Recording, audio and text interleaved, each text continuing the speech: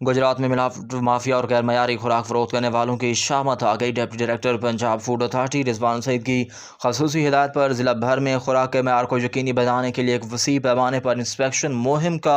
आगाज़ किया गया, जिसके दौरान दर्जनों मकामात पर छापे मारे गए हैं। हुकाम के मुताबिक इस मुहिम के दौरान अब तक मजमूई तौर पर 110 मुख्तलिफ मकामात की चेकिंग की गई है, जहाँ सफाई के नाक़िस इंतज़ामात और कवायद की खिलाफ वर्जी पर 43 फूड बिजनेस को वार्निंग और इम्प्रूवमेंट नोटिस जारी किए गए। इसके अलावा हिफ्ज़ान सेहत के असूलों को नज़रअंदाज करने वाले 10 बड़े मराकज़ पर 1,06,000 रुपये के भारी जुर्माने भी आयद किए गए। कार्रवाई के दौरान एक कारोबारी मरकज़ में संगीन खिलाफ वर्जियाँ पाए जाने पर उसे फौरी तौर पर सील करके काम से रोक दिया गया, जबकि मौका पर मौजूद 35 किलोग्राम से ज़्यादा